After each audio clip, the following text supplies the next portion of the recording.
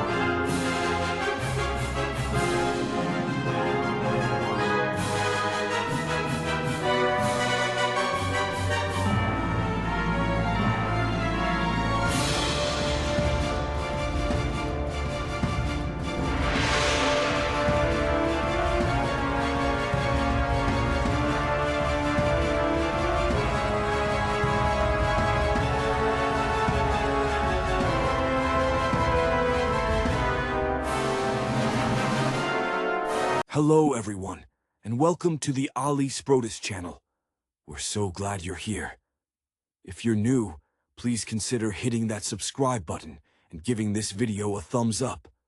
It really helps us out. Today, we're going to be diving into the upcoming film, Alien Romulus 2024. Okay, the year is 2024.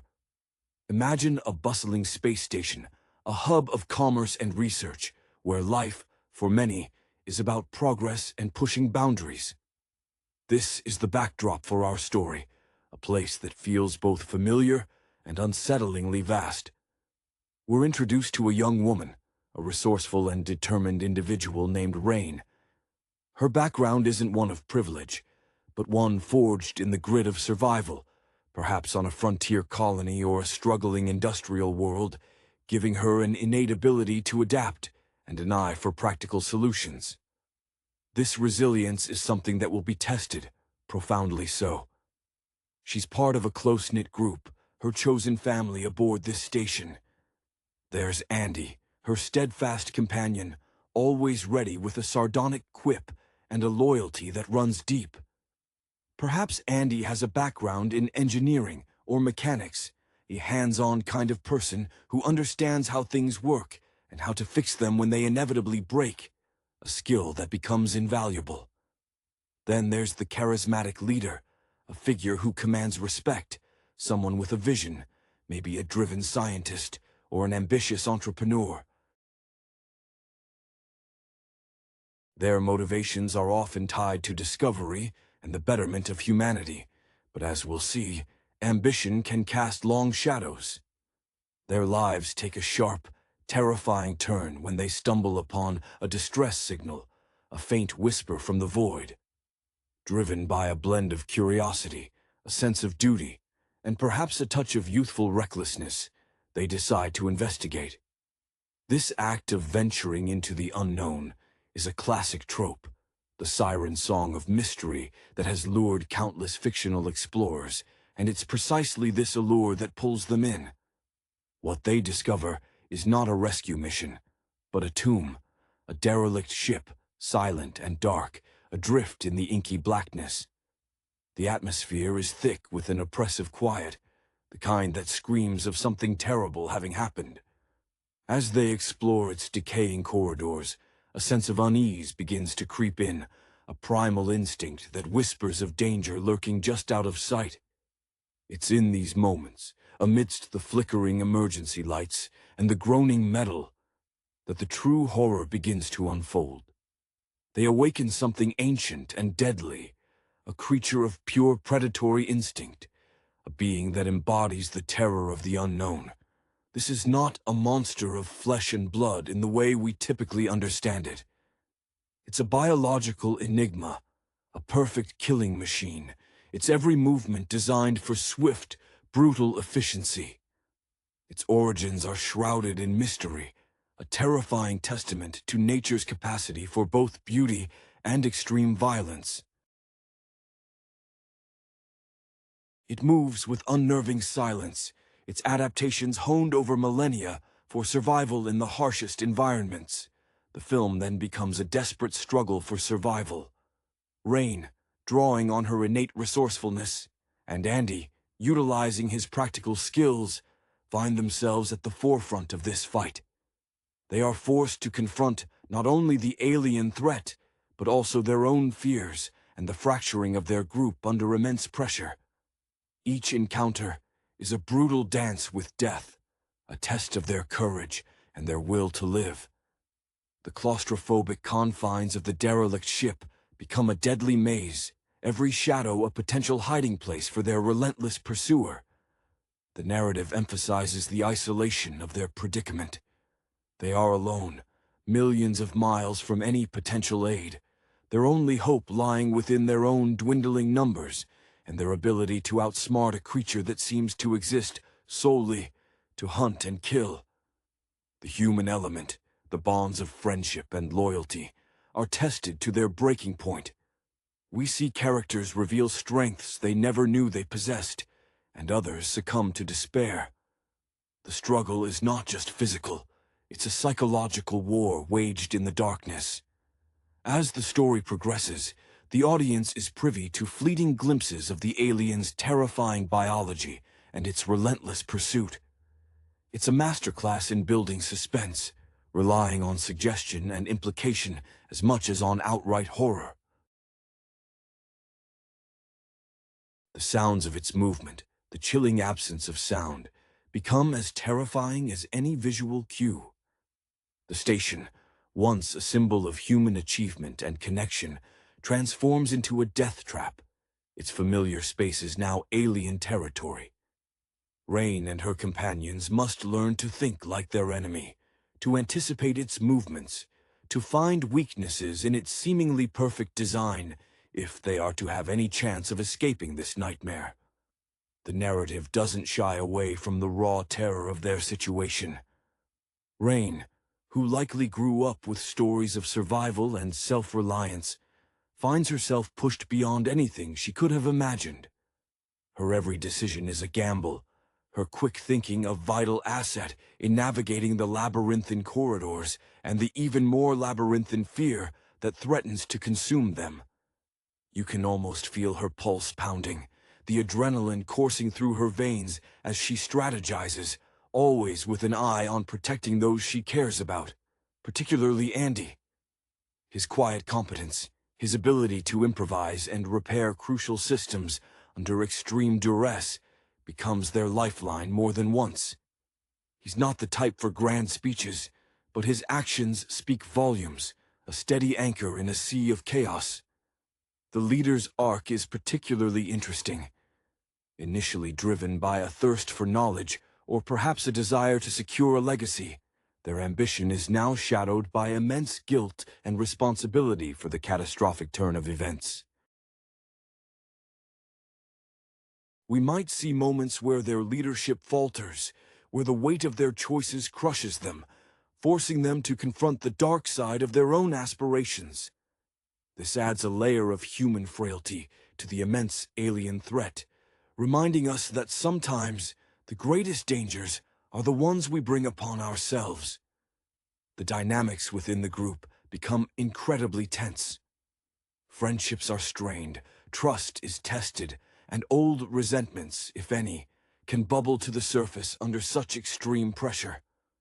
There are moments of selfless bravery, where individuals sacrifice their own safety for others, and moments of sheer panic, where instinct for self-preservation overrides all else. The film excels at portraying these nuanced human reactions, making the horror feel more personal and grounded, despite the extraterrestrial nature of the antagonist. You empathize with their desperation, their dwindling hope, and their primal urge to simply survive. The ship itself becomes a character, its groaning metal and echoing emptiness amplifying their isolation and amplifying the aliens' presence. Each creak, each flicker of a dying light is a psychological weapon. Rain, with her pragmatism honed by a life that demanded resourcefulness, becomes the quiet but unwavering core of their survival. Her gaze, sharp and observant, misses nothing, a stark contrast to the wide-eyed terror that sometimes flickers across the faces of others. She's the one who notices the subtle shift in air pressure, the almost imperceptible tremor that signals the creature's approach. Her background, perhaps a childhood spent on a harsh, resource-scarce world, has instilled in her a deep understanding of leverage, of using her environment to her advantage, a skill that proves invaluable when they are trapped with limited options. Andy, on the other hand, represents a different kind of strength. His hands, calloused from years of working with machinery, are adept at coaxing life back into dying systems, at jury-rigging solutions that defy logic. He's the steady hum beneath the panic, the reassurance that even when things seem utterly hopeless, there's still a chance. His loyalty to Rain is palpable, a silent, unspoken pact that binds them together in the face of overwhelming odds. The leader, whose initial drive might have been the pursuit of scientific glory or groundbreaking discovery, now grapples with the devastating consequences of that ambition. Their carefully constructed facade of control begins to crumble, revealing a profound sense of regret and the crushing weight of responsibility. You can see the internal conflict in their eyes, the desperate attempts to maintain leadership while battling their own overwhelming guilt. This human fallibility, this struggle with the moral implications of their actions, adds a layer of tragic depth to the escalating horror. It's a reminder that even the most well-intentioned pursuits can lead to unforeseen nightmares. The interpersonal drama that unfolds amidst the terror is as compelling as the external threat. We witness the bonds of friendship tested to their absolute limits.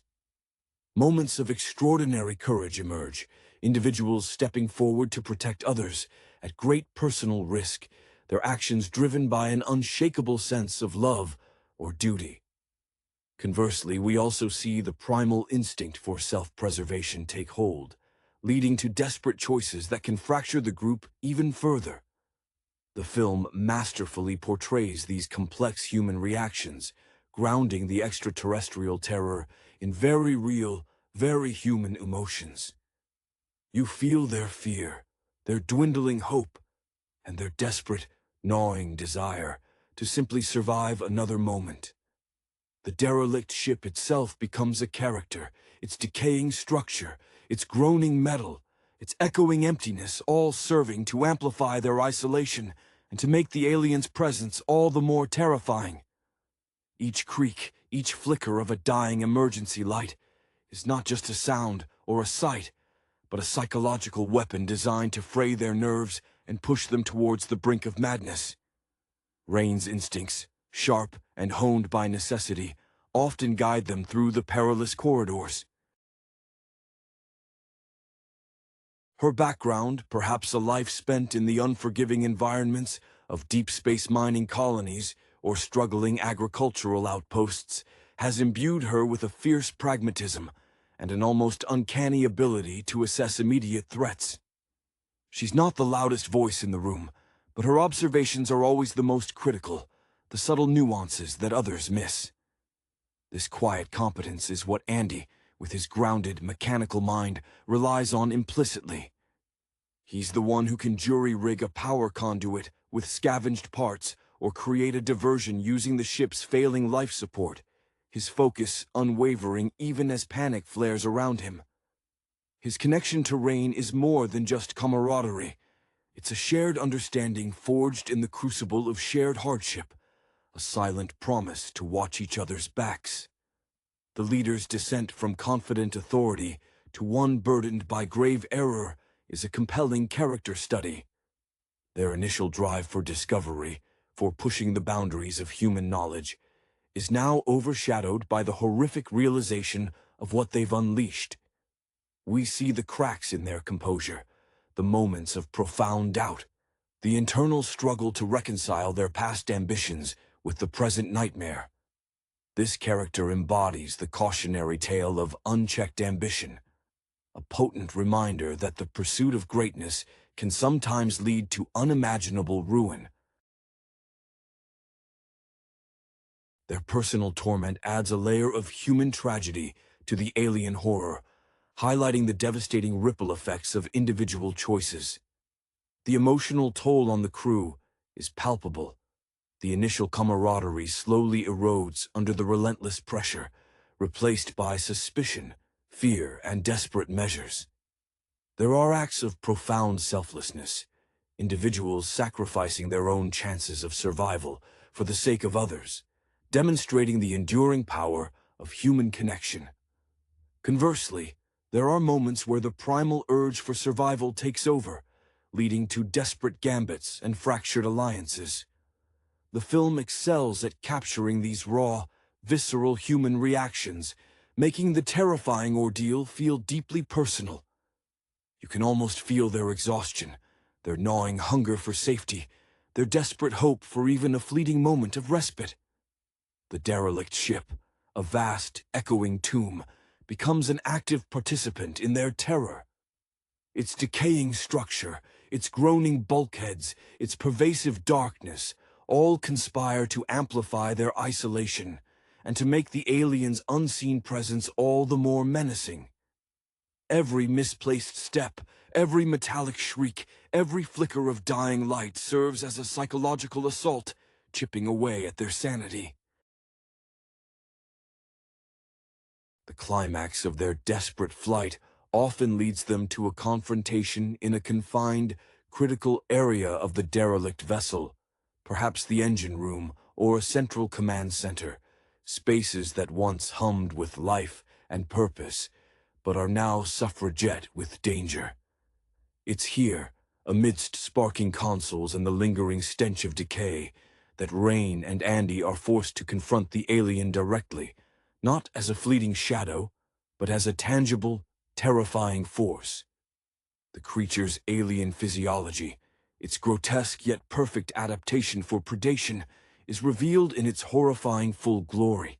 Its movements are a blur of lethal efficiency, its methods of dispatching its victims brutal and swift. This isn't a monster that can be reasoned with or outfought through brute strength alone. Survival hinges on wit, on using the environment to their advantage, on exploiting any perceived weakness in its formidable design, a weakness that Rain's keen observational skills and Andy's technical ingenuity might just uncover. The leader, if they are still alive, faces a final reckoning.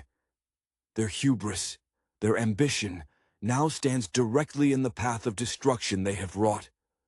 Their personal journey often culminates in a moment of either profound sacrifice or a desperate attempt at redemption, a final act that attempts to mitigate the catastrophe they initiated.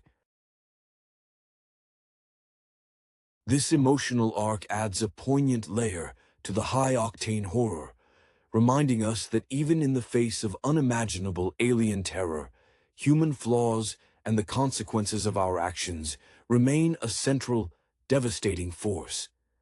The narrative might also introduce a secondary threat, perhaps a rival faction or a desperate survivor from the original crew, who adds another layer of complexity and danger to their already precarious situation.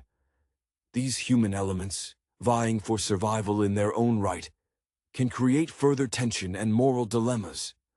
The film often builds towards a final, harrowing escape. It's rarely a clean getaway. The survivors, if any, are irrevocably scarred, their experiences etched into their souls. The journey back to the relative safety of the station or a passing vessel is fraught with lingering trauma and the stark realization that the universe is far more dangerous and unforgiving than they ever imagined. The ending is rarely neat, leaving the audience with a sense of unease, a chilling reminder of the vast, unknown horrors that lurk in the darkness of space and the profound fragility of human existence.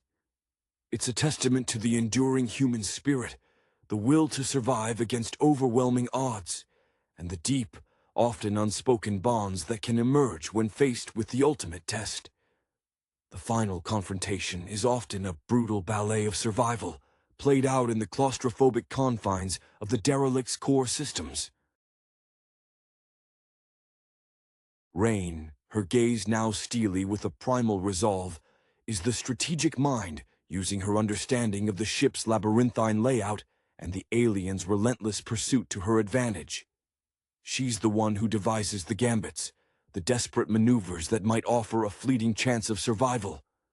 Andy, his hands still steady despite the sheer terror, is the executioner of these plans, his mechanical aptitude pushed to its absolute limits. He's rigging makeshift defenses, overloading circuits to create diversions, or attempting to repair a critical escape pod with parts that shouldn't logically work together. Their dialogue, if any, is clipped, efficient, born of necessity rather than conversation. Each decision carries the weight of life and death. The leader, assuming they still draw breath, might find themselves in a position of ultimate responsibility. Their past ambition, once a driving force, now serves as a heavy shroud of guilt. Their story arc might conclude with a moment of profound self-sacrifice, a desperate act to atone for their mistakes, or perhaps a chillingly pragmatic decision that prioritizes the survival of a few over the many. This internal conflict, this wrestling with morality and consequence in the face of absolute horror, is what elevates the human drama amidst the alien threat. It reminds us that even when faced with a creature of pure, unadulterated menace, our own failings and our capacity for both good and terrible choices remain a powerful, often destructive force. There could also be a secondary human conflict, perhaps a desperate survivor from the original doomed crew, whose own agenda or sheer survival instinct clashes violently with Rain and Andy's desperate plan, adding another layer of complex, dangerous desperation. The film usually culminates in a desperate, harrowing escape. It's never a clean exit. Those who survive are fundamentally altered, their innocence stripped away by the horrors they've witnessed. The journey back to any semblance of safety is haunted by the lingering trauma, the chilling knowledge that they have glimpsed the abyss and that the universe harbors far greater and far more terrifying unknowns than they ever conceived. The resolution is seldom tidy, often leaving the audience with a lingering sense of unease, a chilling echo of the vast, silent darkness that surrounds us and the profound, fragile nature of humanity's place within it. It's a stark, brutal, yet ultimately compelling testament to the enduring human will to survive, to find connection in the most dire of circumstances, and to push back against the encroaching darkness, even when the odds are impossibly stacked against them. The final confrontation often unfolds as a desperate ballet of survival, meticulously choreographed within the suffocating confines of the derelict's decaying core systems. Rain, her every instinct sharpened to a razor's edge, her eyes now reflecting a steely primal resolve, acts as the strategic architect of their remaining moments. She utilizes her intimate understanding of the ship's treacherous, labyrinthine layout and the aliens' relentless, predatory pursuit to orchestrate their desperate gambits, each one a fragile thread of hope against overwhelming odds. Andy, his hands remarkably steady despite the palpable terror that clings to the air like a shroud, is the unwavering executor of these perilous plans. His mechanical aptitude, pushed to its absolute breaking point, is evident as he rigs makeshift defenses from scrap, overloads critical circuits to create fleeting diversions, or desperately attempts to coax a dying escape pod back to life with components that defy all logical repair. Their dialogue, sparse and terse, is born not of leisurely conversation, but of stark necessity, each word carrying the immense weight of life and imminent death.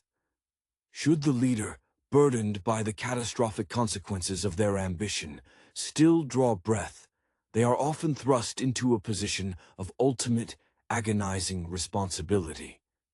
Their initial drive for discovery, for the accolades and advancement that such pursuits promised, now serves as a heavy, suffocating shroud of guilt. Their personal narrative arc might then culminate in a moment of profound, selfless sacrifice, a last desperate attempt to atone for the unimaginable destruction they have unleashed. Alternatively, they might make a chillingly pragmatic yet morally devastating decision, prioritizing the survival of a select few over the many, a stark illustration of the compromises forced by extreme circumstances.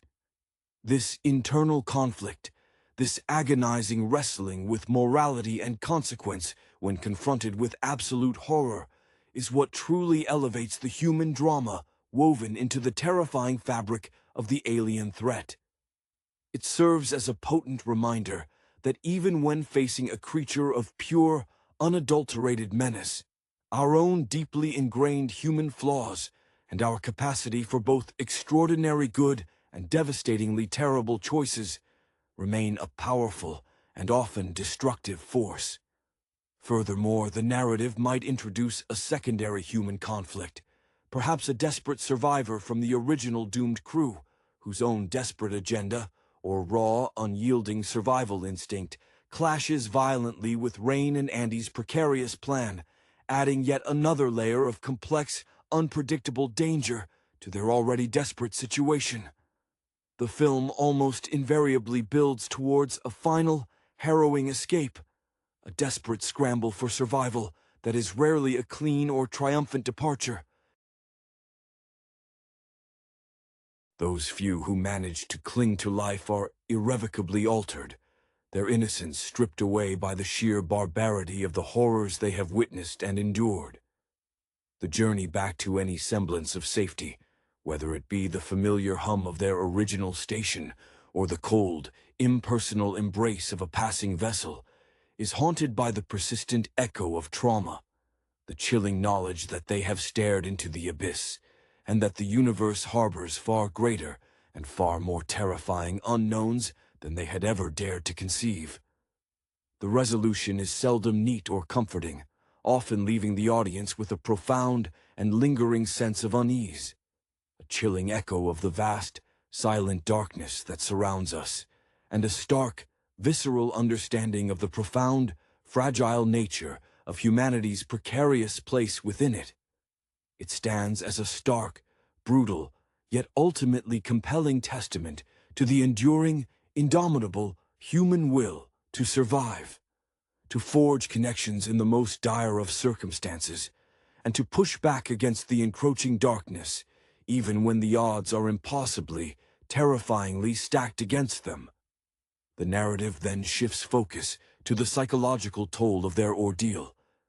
The sheer terror has a way of gnawing at the edges of their sanity, manifesting in paranoia, sleepless nights filled with phantom sounds, and a growing distrust of one another. Rain, while maintaining her outward composure, experiences moments of profound weariness, the constant adrenaline rush beginning to take its toll. Her resourcefulness, once a source of confidence, now feels like a desperate act of juggling chainsaws. Andy, the steadfast anchor, shows cracks in his facade, his quiet competence giving way to the occasional flicker of fear in his eyes, a subtle tremor in his hands when he's not actively engaged in repairs. His dedication to Rain is a silent bulwark, but even he grapples with the visceral horror of what they've witnessed. The leader's arc, if they've survived, becomes a profound exploration of guilt and the burden of responsibility. Their scientific curiosity or ambition, once lauded, is now seen through the grim lens of its catastrophic consequences. They might replay the moments of their initial decision, the fateful signal, the choice to investigate, in a loop of agonizing regret. Their attempts to contribute to survival might be hampered by their overwhelming self-recrimination, making them a liability as much as a potential asset. This internal struggle, the battle against their own conscience, is as compelling as the external threat. The film doesn't shy away from the visceral reality of loss. The deaths of their companions are not sanitized or heroic. They are often brutal, sudden, and terrifying, emphasizing the aliens' sheer lethality and the random nature of survival.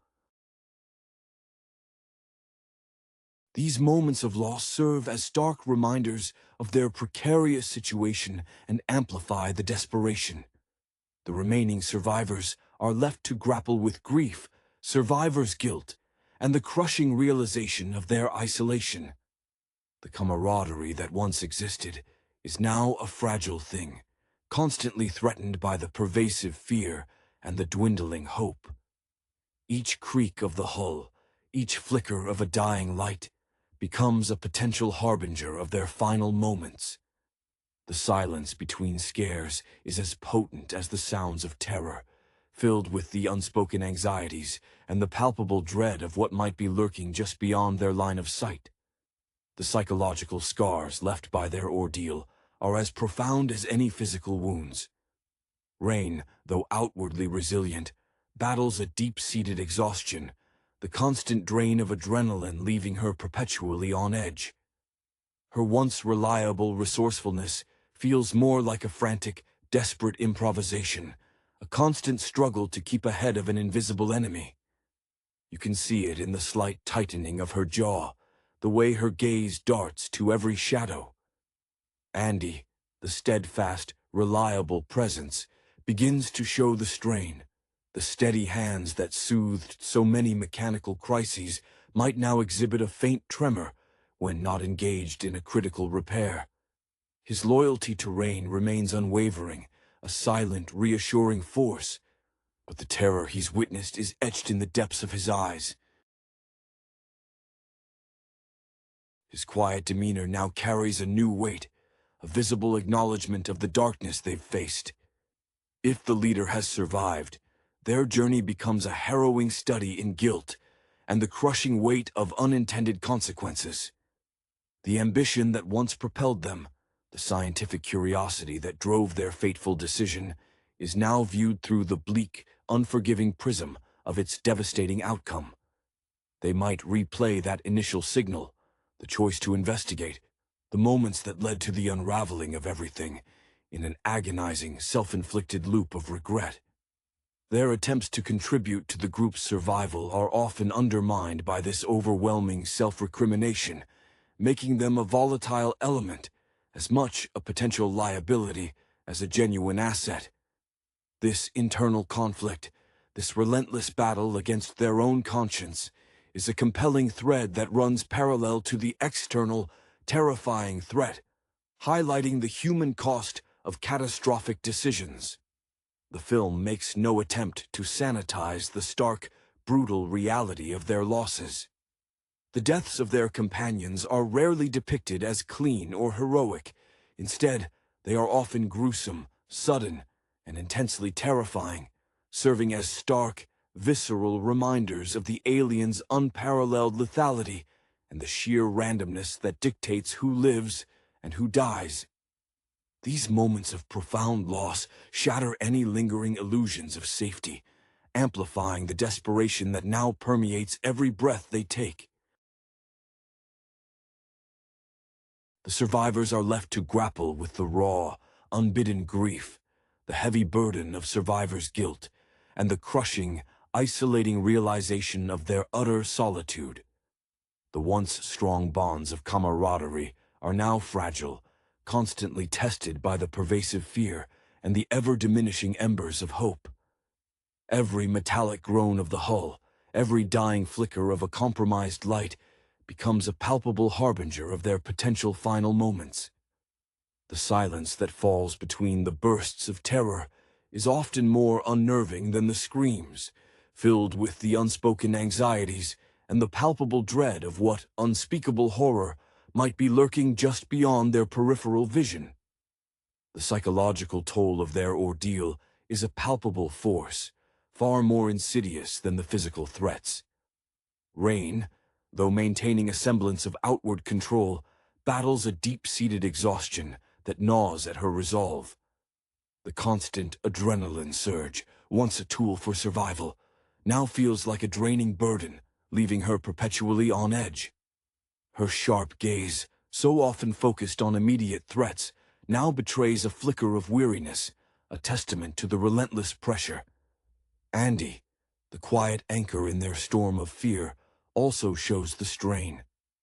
The steady hands that could coax life back into failing machinery might now exhibit a subtle tremor when not actively engaged in a critical repair. His unwavering loyalty to Rain is a silent, reassuring presence, but the sheer horror of what they've witnessed is etched into the depths of his eyes. His quiet demeanor now carries a new weight, a visible acknowledgement of the darkness they've confronted.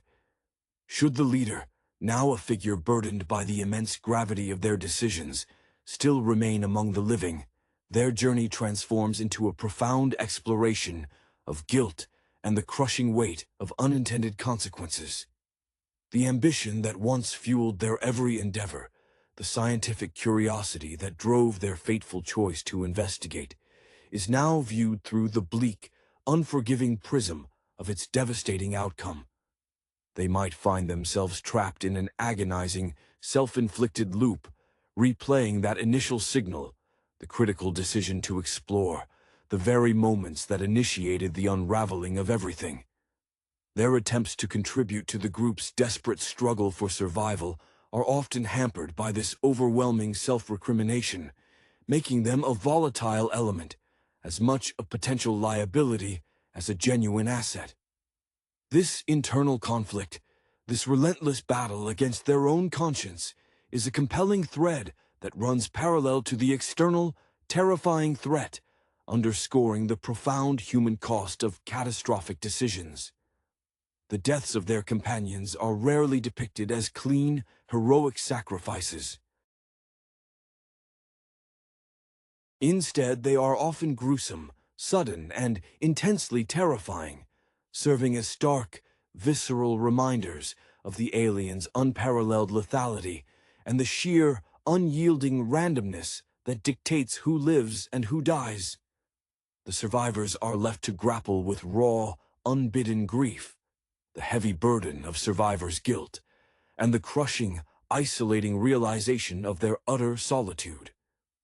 The silence that falls between the bursts of terror is often more unnerving than the screams, filled with the unspoken anxieties and the palpable dread of what unspeakable horror might be lurking just beyond their peripheral vision, waiting for the opportune moment to strike.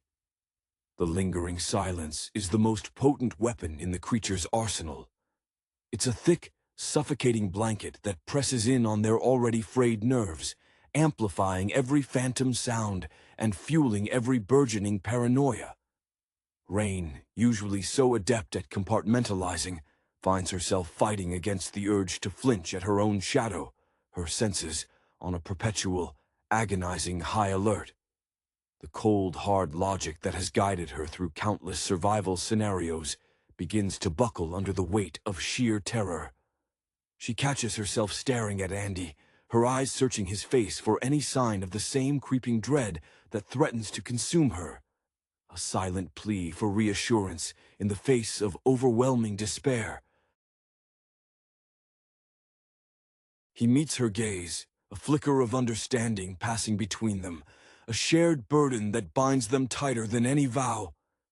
The leader, if they still exist in the tangible world, is a ghost haunting their own narrative.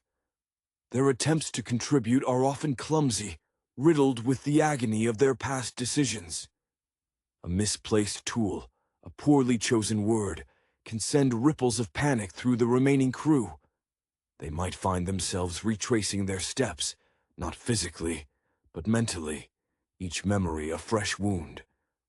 The ambition that once burned so brightly has been reduced to a smoldering ember of regret, a painful reminder of the hubris that led them to this desolate, terrifying place. The alien, in its horrifying indifference, has become the ultimate judge, its very existence a testament to their monumental error. The absence of fallen crew members is a gaping wound that never truly heals. Their laughter, their arguments, their simple presence are now ghosts in the echoing corridors.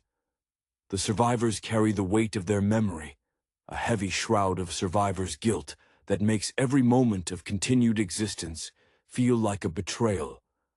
The camaraderie that once offered solace is now a fragile, strained thing, constantly threatened by the fear of further loss and the gnawing uncertainty of who will be next.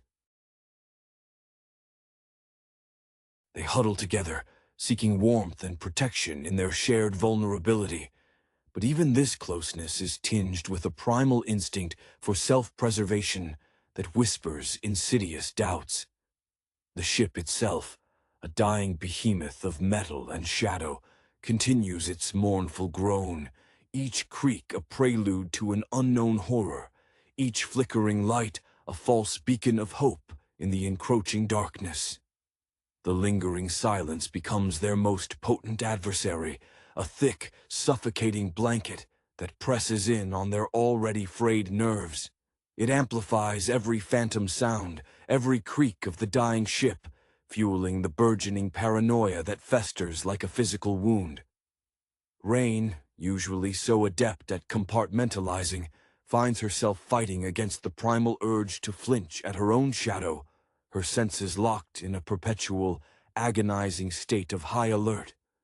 The cold, hard logic that has been her bedrock through countless survival scenarios begins to buckle under the sheer, unyielding weight of terror. She catches herself staring at Andy, her eyes searching his face, not for tactical input, but for any sign of the same creeping dread that threatens to consume her from within, a silent plea for reassurance in the face of overwhelming despair. He meets her gaze, a flicker of understanding passing between them, a shared burden that binds them tighter than any spoken vow, a silent acknowledgement of their mutual reliance.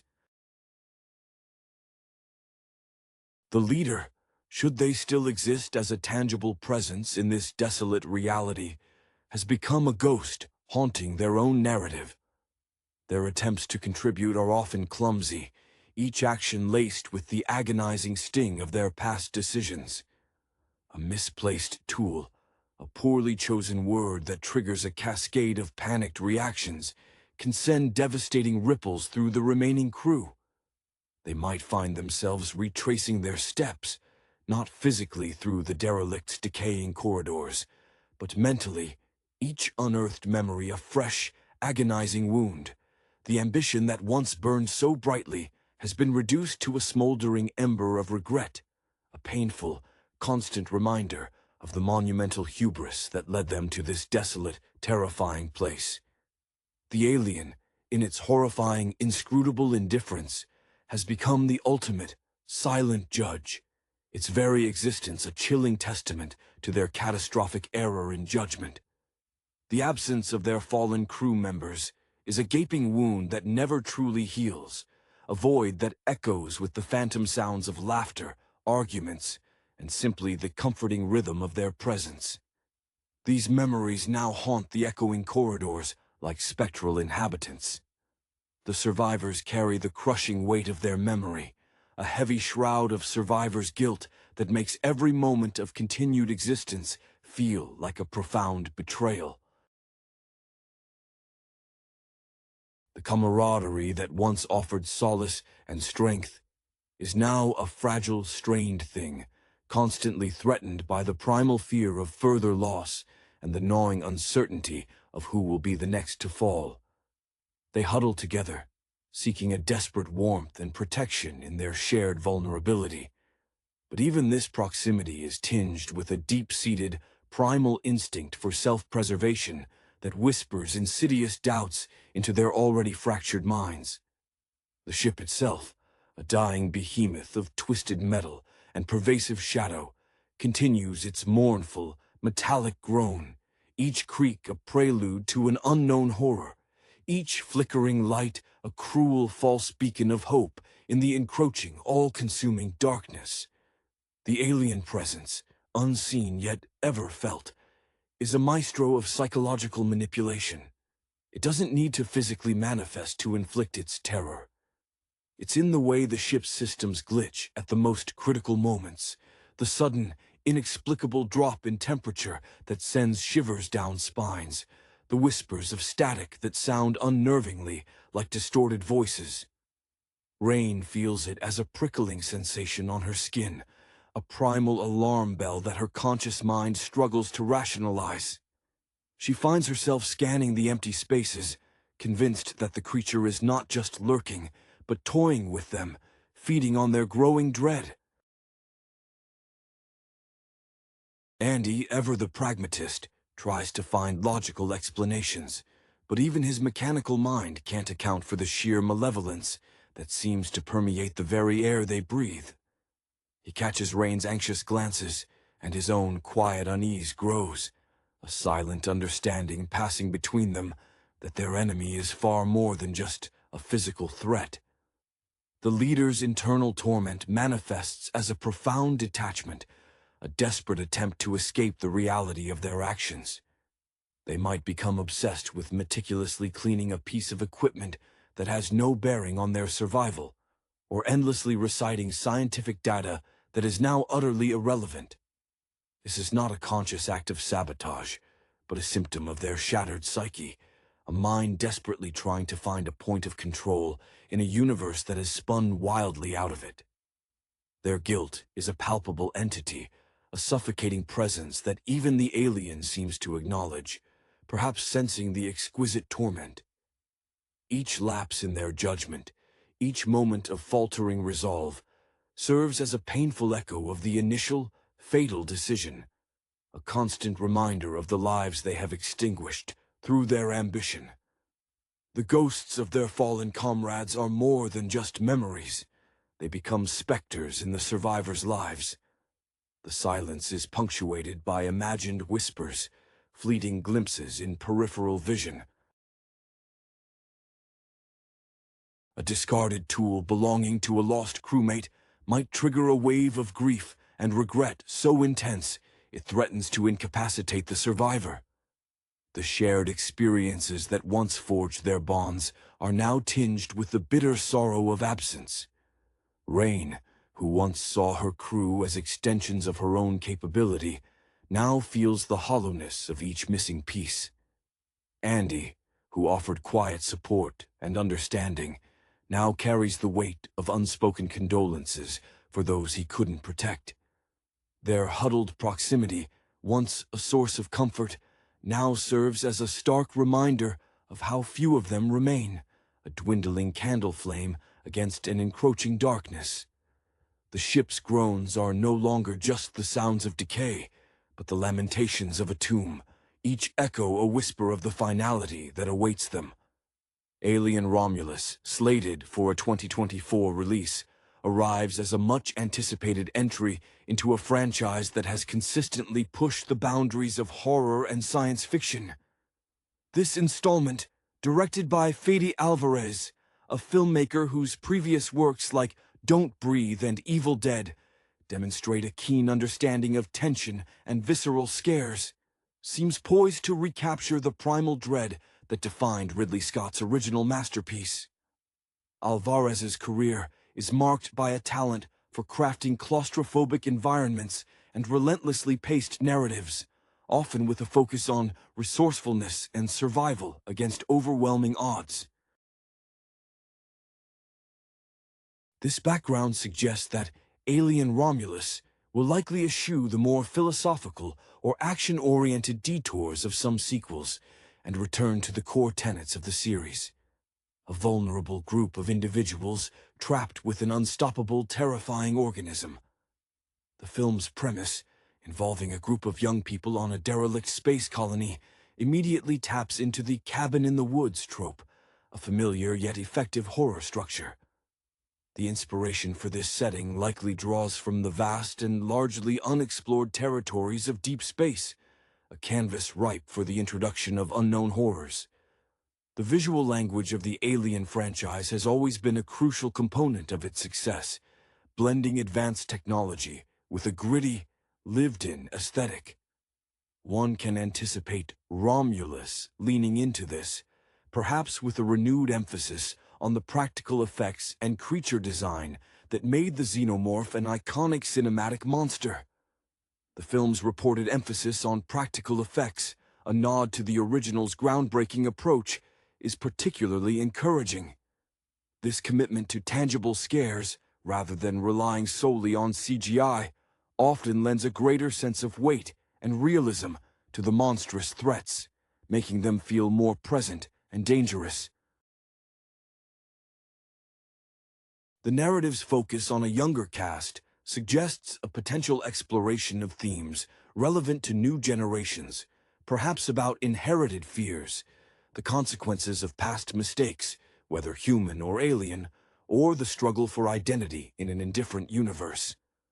The Alien franchise has always excelled at presenting characters who are not super soldiers or seasoned heroes, but rather ordinary individuals thrust into extraordinary circumstances. Their survival hinges on their wits, their courage, and their ability to work together, or tragically, their failure to do so. This human element, the relatable fear and desperation of ordinary people facing the unimaginable, has always been the emotional core of the series. Alvarez's directorial style, characterized by its immersive quality and unflinching depiction of violence when necessary, promises a viewing experience that will be both thrilling and unsettling. The deliberate pacing, often building to explosive moments of terror, is a hallmark of his approach. The Alien universe, with its rich lore and established mythology, offers a fertile ground for new stories. However, the franchise has also seen its share of missteps. The success of Alien Romulus will likely depend on its ability to innovate within the established framework, offering fresh perspectives and terrifying encounters without betraying the spirit of what made the original so impactful. The film's potential lies in its capacity to remind audiences of the sheer vulnerability of humanity against a perfectly evolved killing machine, a concept that remains as potent today as it was when the first xenomorph scuttled across the screen. The anticipation for this film is therefore not just about seeing another Alien movie, but about experiencing a return to the kind of pure, unadulterated terror that defined the genre for decades. The decision to place a younger, perhaps less experienced ensemble at the heart of Alien Romulus feels like a deliberate attempt to amplify the sense of vulnerability and create a fresh dynamic within the familiar terror of the xenomorph. These characters, likely thrust into their predicament not through professional obligation, but perhaps through youthful curiosity, misadventure, or even the ill-fated pursuit of salvage or exploration on a forgotten frontier, will embody a raw, unpolished fear. Their reactions won't be those of seasoned Weyland-Yutani employees or hardened Marines. Instead, we can expect a spectrum of panic, bravado, and nascent heroism, mirroring the relatable panic of ordinary people caught in extraordinary horror. This approach allows for a more intimate exploration of how individuals cope when stripped of all but their most primal instincts, highlighting the fragility of human resolve against a predator that embodies evolutionary perfection. The film's success will hinge on making these characters not just fodder for the creature, but individuals whose fates genuinely matter to the audience, their personal journeys and budding relationships becoming casualties of the encroaching darkness. The isolation of deep space, coupled with the unknown nature of the derelict colony and its potential secrets, will serve as the crucible for these young lives, forcing them to confront not only an external threat, but also their own inner demons and emerging strengths. The potential for inter-character conflict, born from fear and desperation, alongside the crucial need for cooperation, will undoubtedly be a driving force, adding layers of human drama to the relentless suspense. This emphasis on relatable human drama, the messy and often flawed responses to unimaginable terror, is where the true emotional resonance of the Alien series has always resided, and Romulus appears poised to tap directly into that wellspring. The visual palette of Alien Romulus, as hinted at by Fede Alvarez's established aesthetic, will likely lean into a grimy, utilitarian realism, a stark contrast to the sterile futurism often seen in other sci-fi endeavors. Think less gleaming chrome and more rusted metal, flickering emergency lights casting long dancing shadows, and the pervasive sense of decay that clings to abandoned outposts. This deliberate tactile quality, amplified by the promised return to practical effects, will imbue the xenomorph with a visceral immediacy. We'll feel the slime, the sharp edges, the unnatural fluidity of its movements, not as pixels, but as something tangible and horrifyingly present. The creature itself, the iconic xenomorph, will undoubtedly be a central focus. Its design, a testament to H.R. Giger's nightmarish vision, is already etched into cinematic history. For Romulus, one can anticipate a nuanced evolution, perhaps drawing inspiration from less explored facets of its anatomy or behavior, while staying true to its terrifying biomechanical essence. The film's narrative will likely focus on the primal struggle for survival, where intelligence and quick thinking are often the only defenses against an organism that exists purely for predation. The characters' desperation will be palpable. Their hopes for rescue or escape will dwindle with each failed attempt, replaced by the grim determination to simply endure.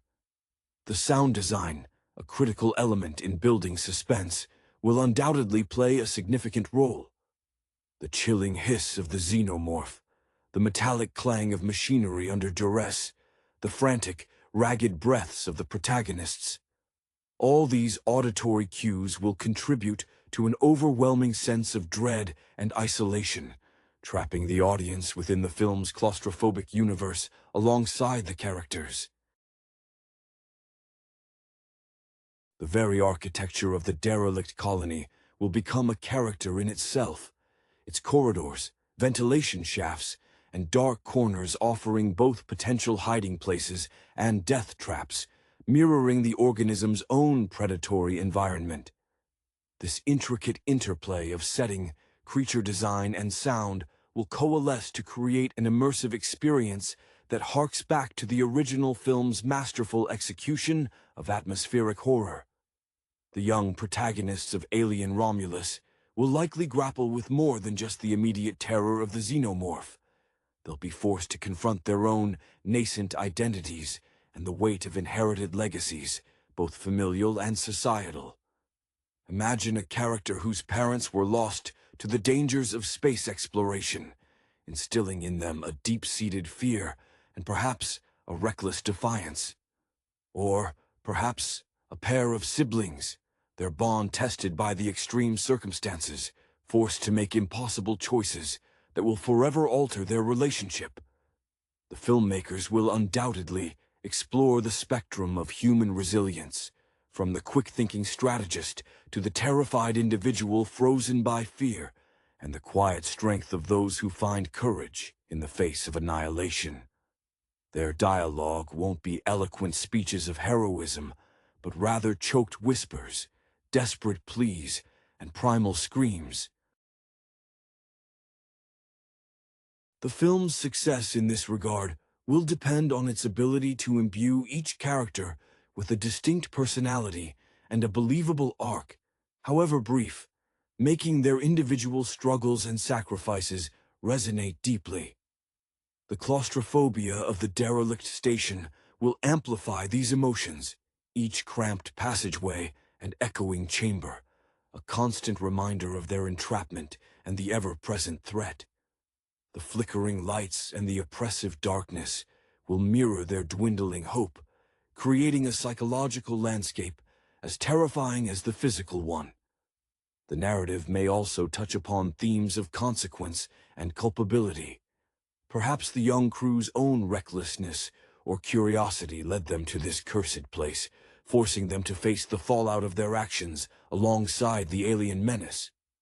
This human element, the internal and interpersonal struggles, will be crucial in grounding the terrifying spectacle of the xenomorph and making the audience invest in the fates of these individuals. It's in these moments of raw emotion, of fear and determination etched onto their faces, that the true horror of Alien Romulus will be found, a testament to the enduring power of the human spirit against unimaginable odds. The Alien franchise has always been a masterclass in building dread through the unknown, and Romulus appears set to continue this tradition by focusing on the psychological toll of isolation and confinement. The derelict colony itself, a vast and decaying monument to past endeavors, will serve as a labyrinth of fear.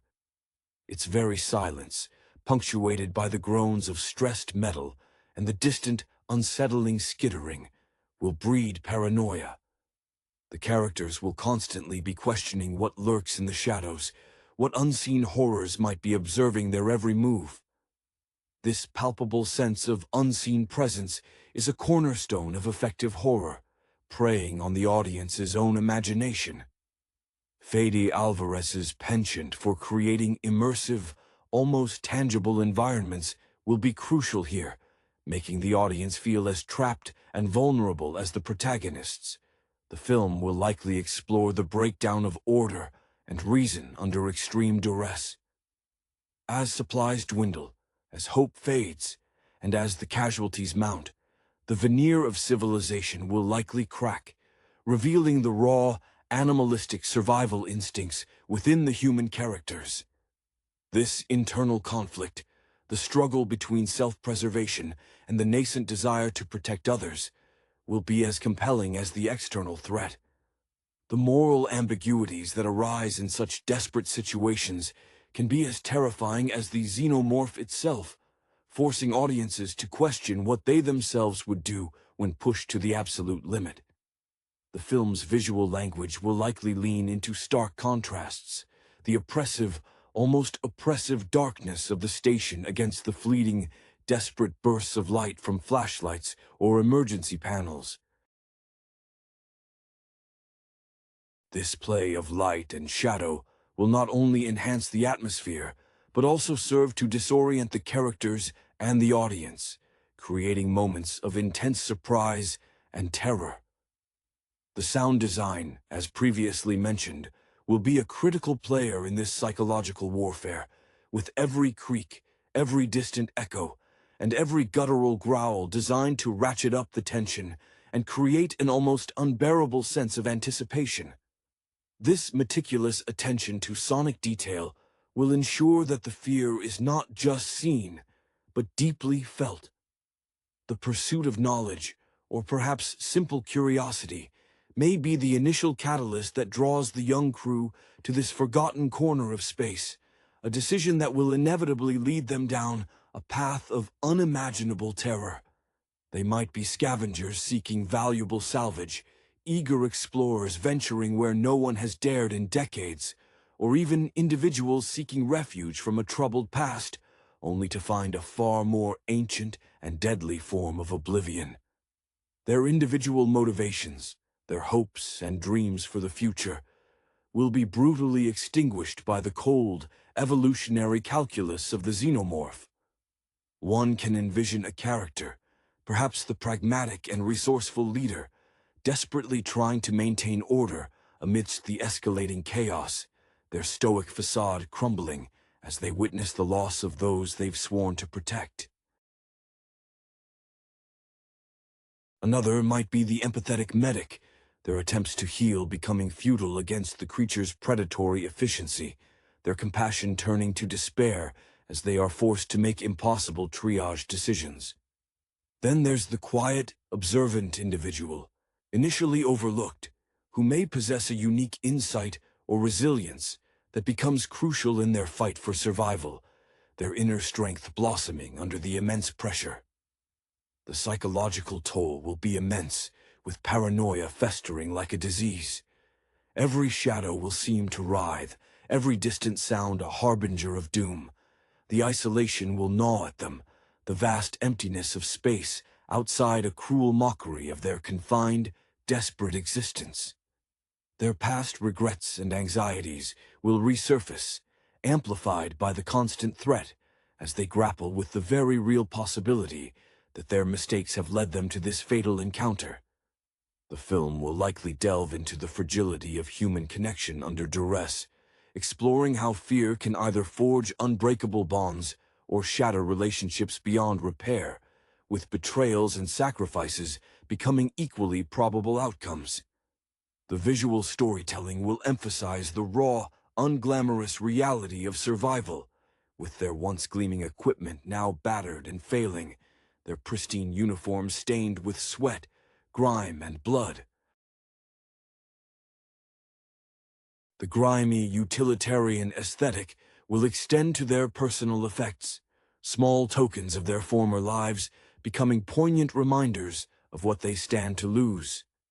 This emphasis on the human cost, the emotional and psychological devastation wrought by the xenomorph, is what has always elevated the Alien franchise beyond mere creature features, and Romulus seems poised to deliver on this promise with chilling authenticity.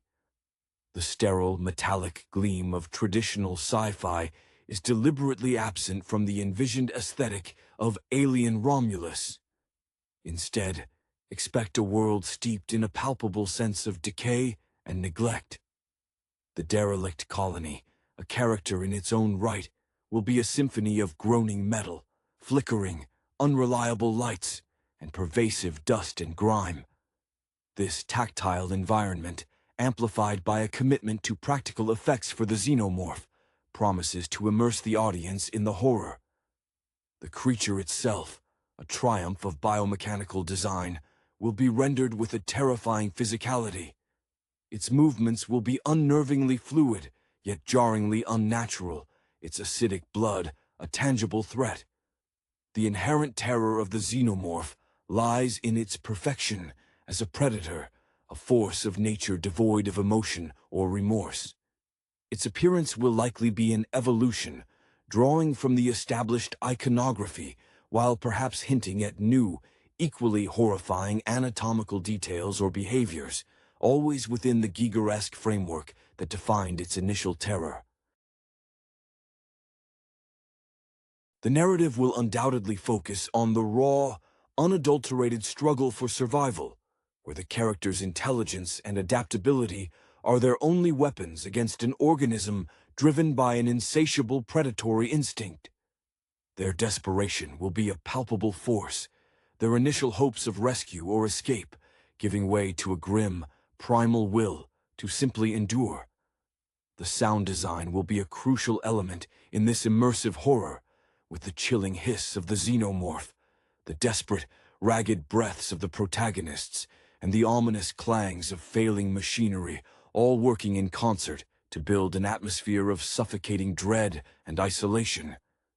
The very layout of the station, its labyrinthine corridors, cramped ventilation shafts, and shadow-laden alcoves, will become a character, offering both fleeting moments of refuge and deadly traps, mirroring the xenomorph's own predatory habitat.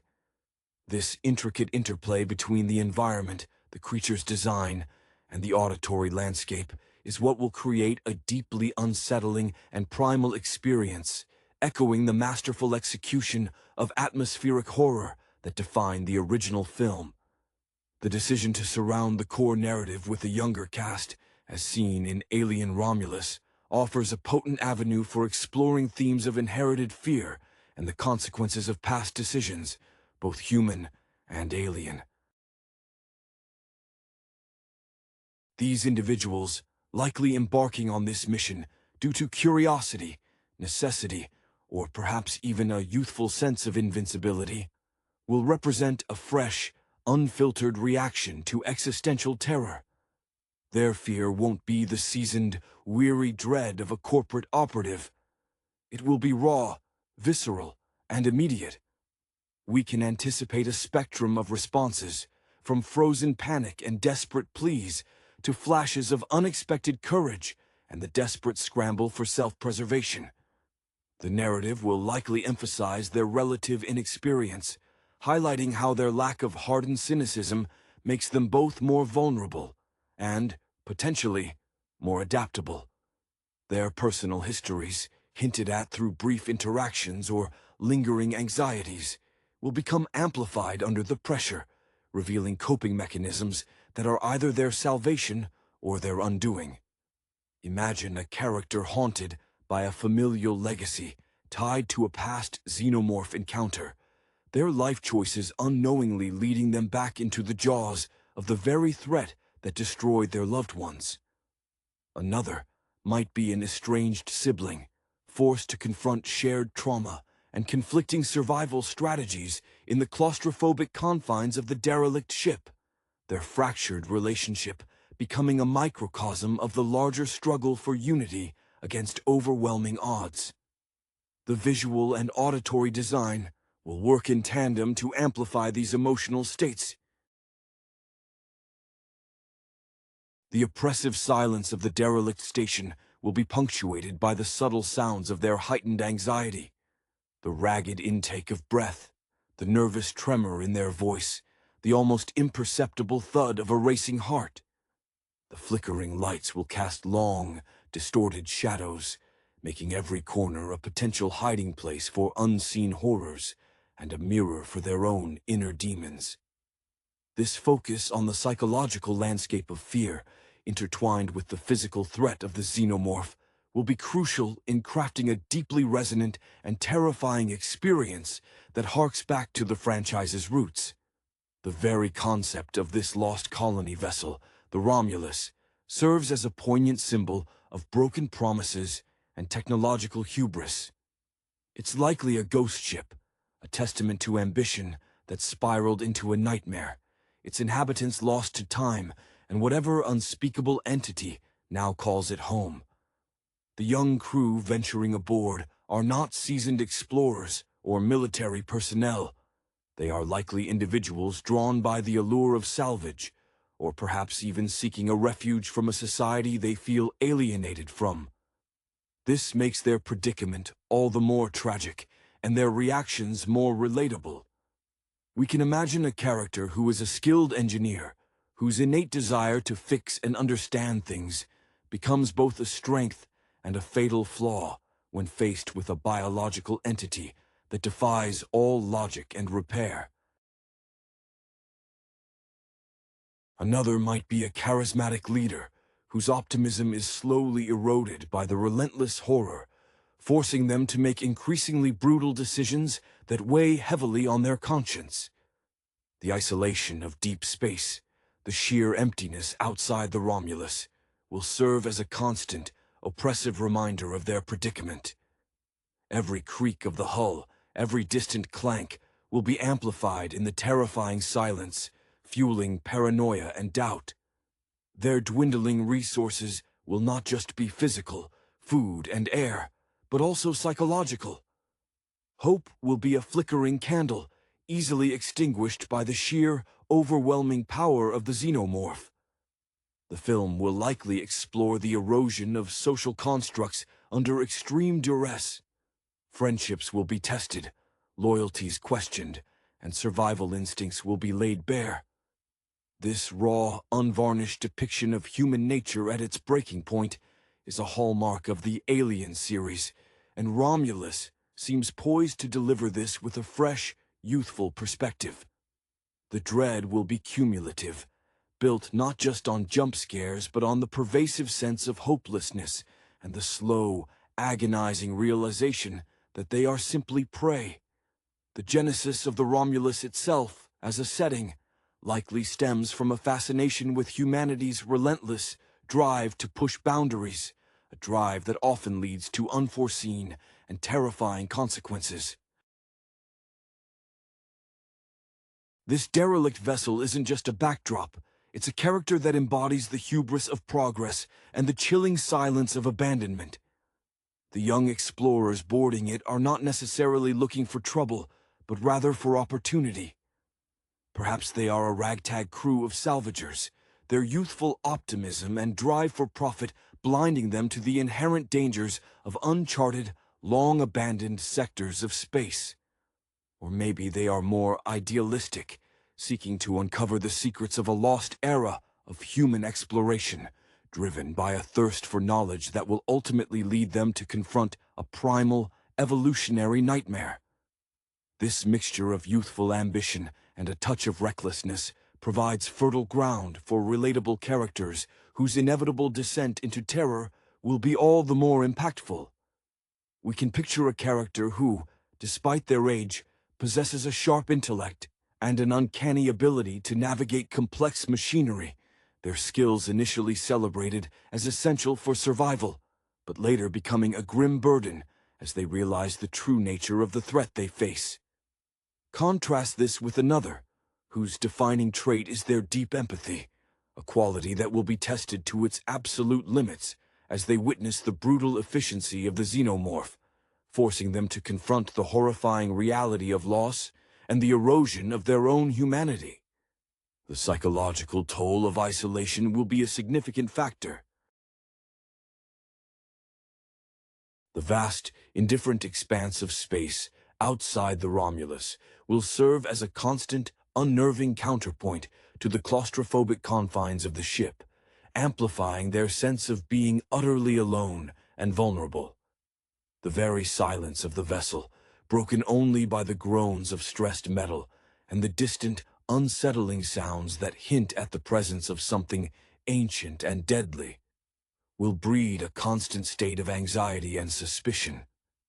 Every shadow will seem to conceal a threat, every unexpected noise a harbinger of doom, and the dwindling resources will not just be physical, but psychological, eroding their hope and sanity with each passing moment. The Romulus, a vessel adrift in the inky blackness, represents more than just a derelict spacecraft. It's a tomb of ambition, a monument to forgotten dreams now inhabited by a nightmare. The arrival of its young, perhaps naive crew is an invitation to a reckoning. These aren't hardened space marines or cunning corporate agents. They are likely individuals seeking something, a score, a fresh start, an escape from a past that haunts them.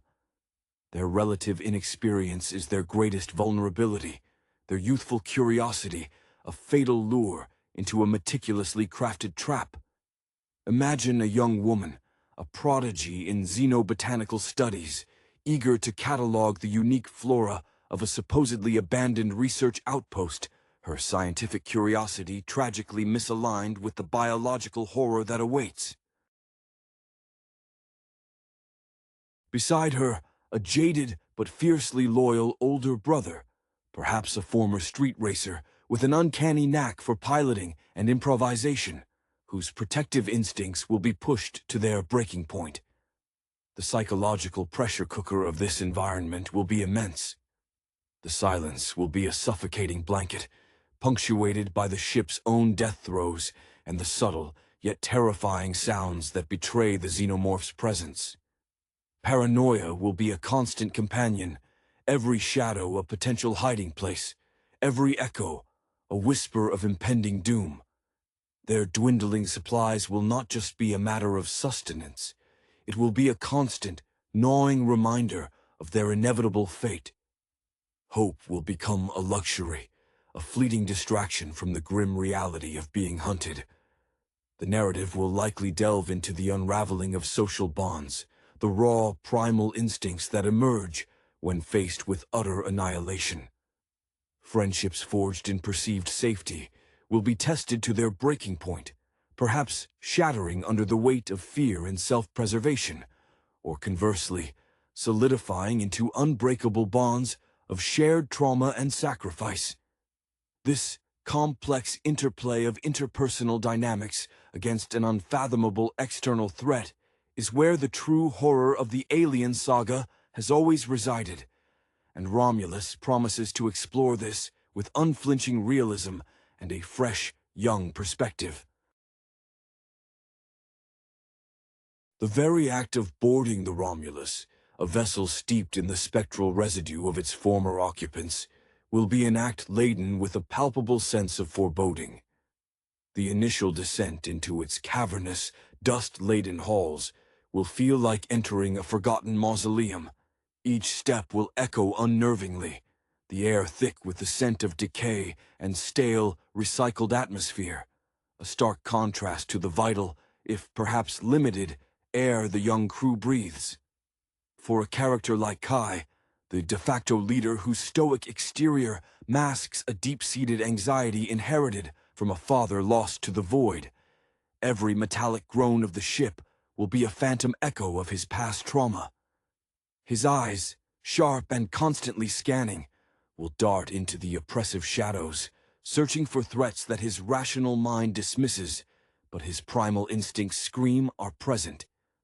Then there's Lena, the medic, whose boundless compassion is her greatest strength and potentially her gravest weakness. Her hands, usually steady as she applies bandages or dispenses medication, will tremble as she tends to wounds that defy understanding, her hope for a simple recovery turning to a gnawing despair as she witnesses the grotesque efficiency of the xenomorph's predations. Her empathy will be a constant, agonizing weight, forcing her to confront the futility of her healing touch against an organism that embodies pure destruction. The allure of salvage will likely be the initial spark for this crew, a group perhaps bound together by circumstance rather than true camaraderie. Imagine a resourceful engineer, Anya, whose fascination with technology borders on obsession. She sees the Romulus not as a tomb, but as a treasure trove of lost advancements. Her fingers, nimble and precise, will trace the rusted conduits and decaying control panels, her mind already calculating potential salvage value, blissfully unaware that the greatest danger isn't the ship's structural integrity, but its insidious biological passenger. Her initial excitement will slowly transform into a desperate, intellectual battle against an opponent that defies her logical understanding, her confidence eroded with each inexplicable malfunction or impossible maneuver of the creature. The psychological impact of the Romulus's isolation will be a slow burn, an insidious erosion of sanity. The vast, indifferent expanse of space, visible through fractured viewports, will serve as a constant, mocking reminder of their utter aloneness. This emptiness outside will mirror the growing void within them as their numbers dwindle and their hope gutters like a failing emergency light.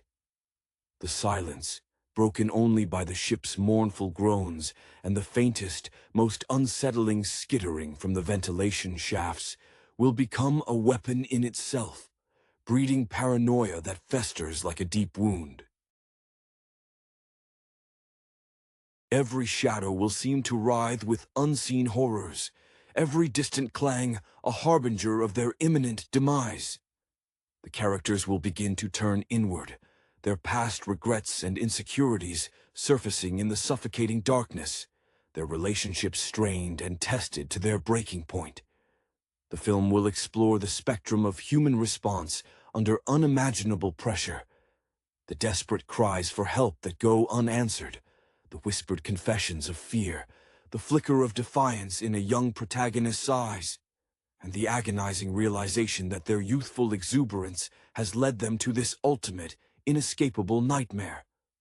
This raw, visceral portrayal of human frailty against an evolutionary apex predator, where their very essence of humanity is challenged, is where the true terror of alien Romulus will lie.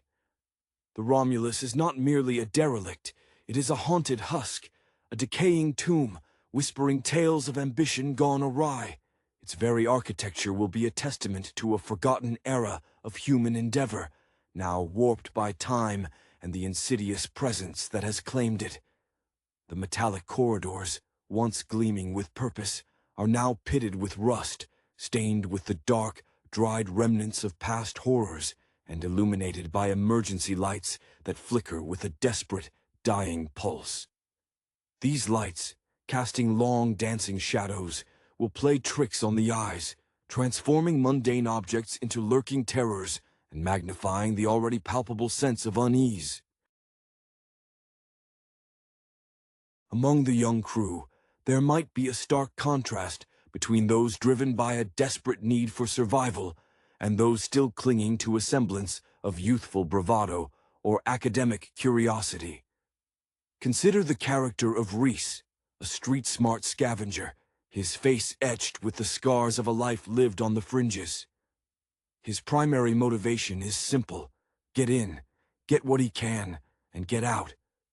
He moves with a fluid, wary grace, his instincts honed by a lifetime of anticipating danger. Yet, beneath his hardened exterior lies a fierce protectiveness for his younger sister, Alara, a dreamer whose fascination with the stars has led them both into this perilous situation. Alara, with her wide, intelligent eyes and a mind brimming with theoretical astrophysics, might initially see the Romulus as a historical anomaly, a puzzle to be solved. Her initial wonder will slowly morph into stark terror as she witnesses the brutal, biological reality of the xenomorph, forcing her to confront the cold, unfeeling universe in a way her textbooks never prepared her for. Her fear will be a visceral thing, manifesting in choked sobs and trembling hands, but also in moments of quiet, intellectual observation as she tries to find a pattern in the creature's terrifying behavior. Then there's Dr. Aris Thorne, a disgraced xenobiologist, drawn to the Romulus by rumors of a unique biosignature. Thorne is a man consumed by his past failures, his intellectual arrogance, now a thin veneer over a deep-seated desperation for redemption. His gaunt features and perpetually furrowed brow speak of sleepless nights and obsessive research. He sees the xenomorph not just as a threat, but as a scientific anomaly, a testament to nature's terrifying ingenuity. His pursuit of knowledge will often put him at odds with the survival instincts of the others, his detached fascination with the creature a chilling counterpoint to their raw fear. He might meticulously document its every movement, his voice a low, academic murmur, even as acidic blood splatters mere feet away, his emotions buried beneath layers of scientific inquiry. The soundscape of the Romulus will be a crucial element in amplifying their psychological unraveling. The constant low hum of failing life support, the metallic groans of stressed bulkheads, and the unnerving drips of unknown fluids will form a symphony of decay. But it will be the subtle, almost imperceptible sounds that truly gnaw at their sanity. The distant, unnerving skittering in the ventilation shafts, the faint hiss that could be air escaping or something far more sinister, the muffled thud that suggests a heavy impact somewhere in the darkness. These auditory cues, amplified by the oppressive silence, will create a constant state of hyper-vigilance, where every stray noise is interpreted as a harbinger of death. The crew's ragged breaths, their whispered prayers, and their guttural cries will be woven into this tapestry of dread, trapping the audience within their claustrophobic nightmare alongside them. The very act of survival will become a desperate, primal dance, a test of their deepest fears and their most enduring hopes, all played out against the chilling backdrop of a ship that has become a monument to the ultimate predatory perfection. The alien presence on the Romulus is not merely a physical threat. It's an embodiment of primal fear, a perfect predator that operates on an evolutionary scale far beyond human comprehension. Its existence on this derelict vessel is a testament to the terrifying resilience of life in its most ruthless form.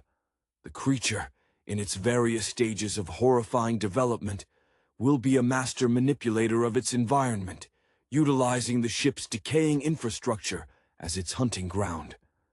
The ventilation shafts, the darkened cargo bays, and the derelict crew quarters will all become extensions of its predatory domain. Its movements will be a symphony of unnerving stillness, punctuated by explosive bursts of lethal speed, its bioluminescent eyes, when glimpsed, glinting with an alien intelligence that prioritizes survival and propagation above all else. Among the young crew, their varied backgrounds and inherent personalities will become starkly illuminated under the oppressive shadow of the xenomorph. Consider Maya, the pragmatic historian who boarded the Romulus driven by a deep desire to uncover the truth behind its mysterious abandonment. She's analytical, her mind a repository of forgotten lore, but her academic detachment will be shattered by the visceral reality of the creature. Her initial attempts to piece together the ship's history will be replaced by a desperate, instinctual fight for survival, her logical deductions proving woefully inadequate against a force that defies all rational explanation. Her fear will manifest as a desperate clinging to facts, a search for any shred of information that might offer a glimmer of understanding, even as her composure frays with each loss. Juxtaposed with Maya might be Jax, a former corporate security cadet whose training has instilled in him a sense of duty and a capacity for swift, decisive action. He carries the weight of past failures, a constant whisper of doubt in the back of his mind, making him both determined to protect his newfound companions and terrified of repeating his mistakes. His physical prowess and tactical awareness will be invaluable, but his struggle will be internal.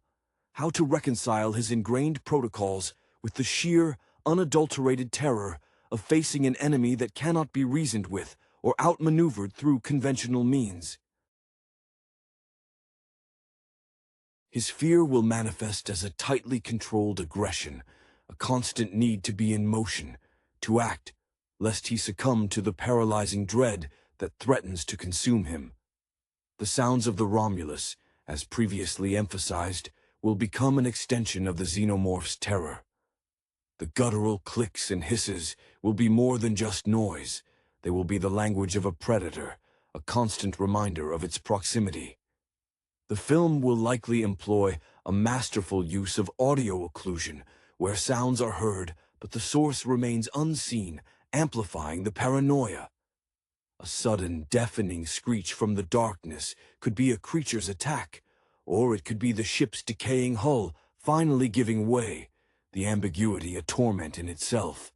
This constant auditory assault, coupled with the visual sparseness of effective lighting, will push the characters to their psychological breaking points, their whispered conversations, their desperate pleas for help, and their involuntary yelps of pain will be meticulously crafted to immerse the audience in their claustrophobic nightmare.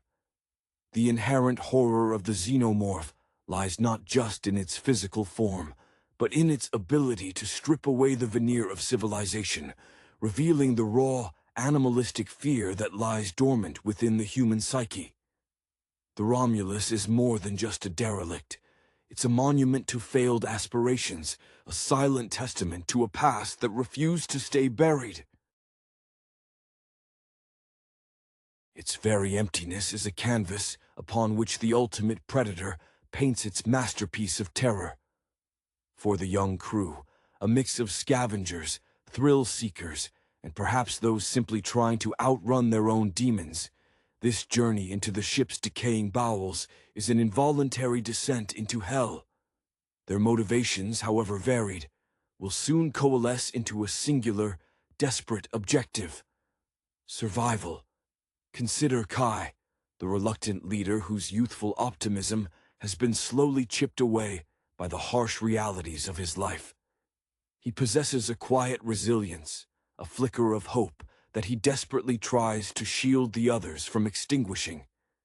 Yet even his steady gaze will falter when he witnesses the grotesque beauty of the xenomorph's hunting prowess. His fear isn't a sudden panic, but a creeping dread, a gnawing realization that every decision he makes, every perceived safe haven he finds, is merely another step deeper into the creature's domain. His internal struggle will be to maintain authority and hope when his own resolve is constantly tested by the overwhelming horror. Then there's Lena, the group's medic, a beacon of empathy in a darkening world. Her hands, usually steady as she tends to minor injuries, will tremble as she confronts wounds that defy the natural order. Her emotional toll will be immense, her innate desire to heal clashing with the brutal efficiency of an organism that only knows how to propagate. Her fear will be a silent scream, a profound despair that washes over her as she witnesses the futility of her efforts. The sight of acidic blood melting through metal will mirror the way her own compassion is being eroded by the relentless brutality. Perhaps the most compelling will be Anya, the pragmatic engineer, whose initial fascination with the Romulus's advanced, albeit decaying technology will soon turn to a desperate, intellectual battle. She sees the ship as a complex puzzle, but the xenomorph is an equation that defies all known variables. Her fear will be born of frustration, of an inability to logically comprehend the creature's movements and adaptations. Her normally sharp mind will begin to reel, her meticulous calculations turning to frantic guesswork as she tries to outsmart an enemy that operates on pure, biological instinct. Her voice, usually confident and precise, will become tight with suppressed panic as she realizes the limits of her understanding. The psychological weight of their isolation will be amplified by the Romulus itself. The vast, indifferent void of space outside will serve as a constant, mocking reminder of their insignificance.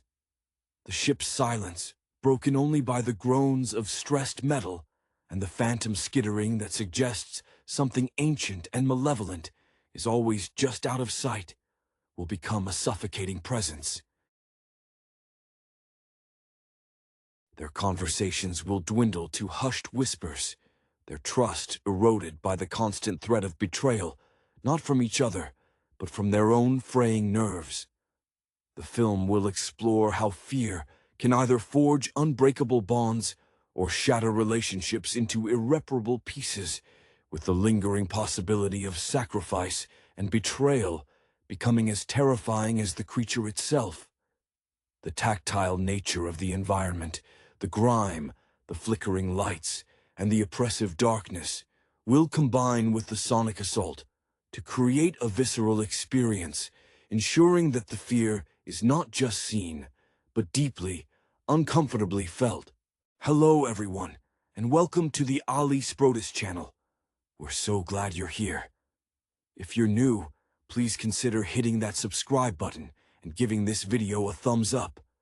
It really helps us out. Today, we're going to be diving into the upcoming film, Alien Romulus 2024. Okay, the year is 2024. Imagine a bustling space station, a hub of commerce and research, where life, for many, is about progress and pushing boundaries. This is the backdrop for our story, a place that feels both familiar and unsettlingly vast. We're introduced to a young woman, a resourceful and determined individual named Rain. Her background isn't one of privilege, but one forged in the grit of survival, perhaps on a frontier colony or a struggling industrial world, giving her an innate ability to adapt and an eye for practical solutions.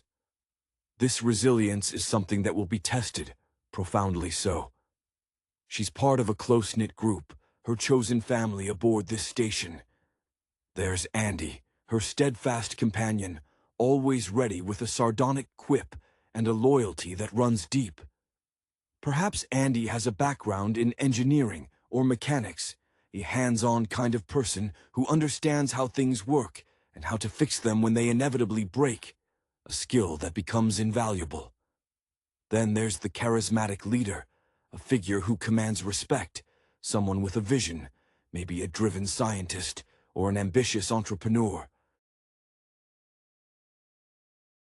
Their motivations are often tied to discovery and the betterment of humanity, but as we'll see, ambition can cast long shadows.